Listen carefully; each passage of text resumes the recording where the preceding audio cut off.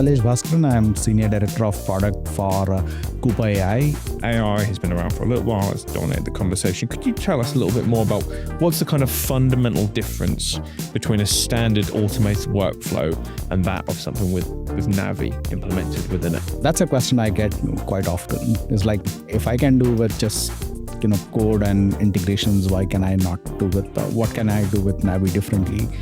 And the biggest difference is the intelligence, and by intelligence I mean the ability to analyze and reason and then connect the different dots, and being able to just apply all of that to take an action finally is not something a traditional workflow-based solutions can do. So at this Coupa Inspire, we've had the debut of DevComp. Can you tell us why this year was the right time to introduce that? AI is moving from paper to production.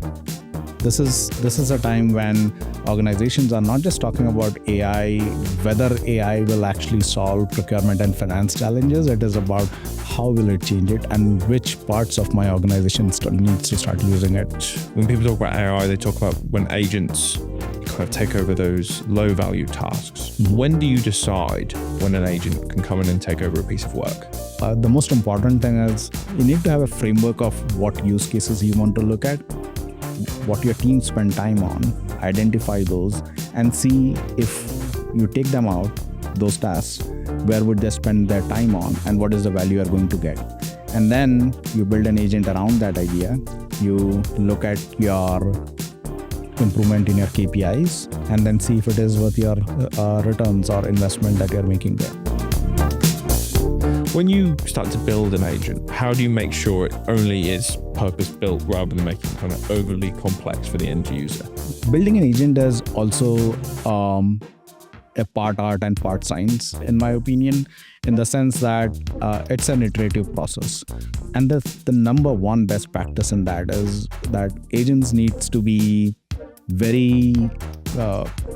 scoped down to a very specific outcome that needs to be there. And finally, when we come back to Inspire next year, what position do you hope the Navi agents to be in? How do you hope they grow over the next 12 months? We expect the fleet of AI agents to just grow exponentially, first of all. And that's just our out-of-the-box agents, right? Or pre-created agents.